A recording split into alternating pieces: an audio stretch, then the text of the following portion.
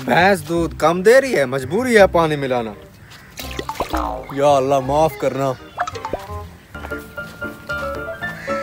चौधरी साहब आज मुझे 2 किलो दूध देना। नहीं मौलवी साहब, पहले भैंसें दूध कम दे रही हैं, वही 1 किलो मिलेगा खीर आपको। मैं तुम्हें बताता हूँ दूध बनाने का तरीका। 5 वक्त की नमाज पढ़ो, इंशाअल्लाह सारी भैंसों का दूध डबल हो जाएगा। मौलवी साहब, खल और मंडा डालने से दूध बढ़ता है, ये नमाज पढ़ने से कब से बढ़ने लगा है दूध। चलो फिर मिलते हैं इंशाल्लाह मस्जिद में।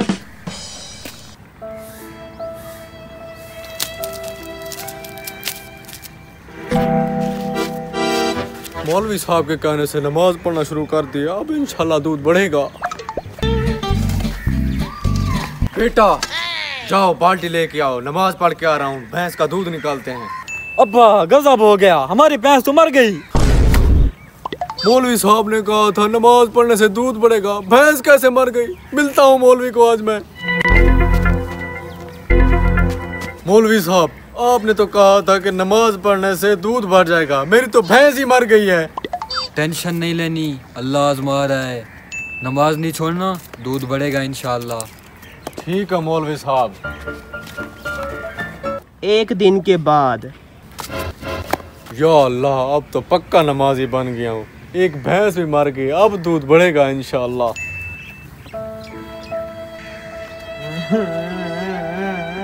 क्या हुआ बेटा, क्यों रो रहे हो? आज हमारी और भैंस मर गई।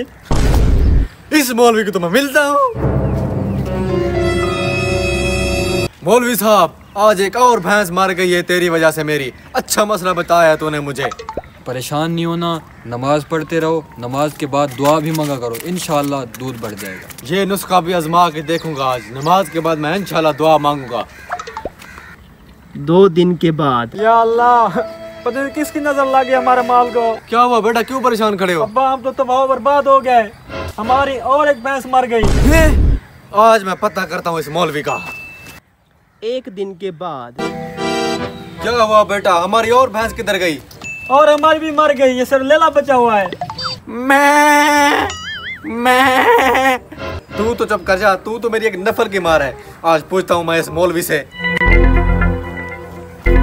मौलवी साहब, मैं तो तबाह हो गया, 4 दिन में मेरी 4 भैंसें मर गईं। मैं तो करोड़ों से पकोड़ों पे आ गया हूँ। मेरे भाई, ये अल्लाह ताला की तरफ से इम्तिहान था।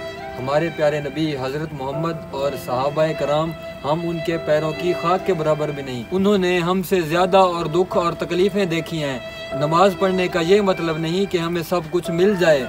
नमाज अल्लाह ताला से मिलाती है, अल्लाह ताला की रज़ा शामिल है। ये फ़कत तो दुनिया एक फ़ानी है। हो सकता है कि तुम पर कोई बड़ी मुसीबत आने वाली हो और तुम्हारे जानवरों के सदके वो मुसीबत तुमसे टल गई हो। मौलवी साहब, आपकी ये बात मेरे दिल को लगी है। आओ आज दिल से नमाज पढ़ते हैं।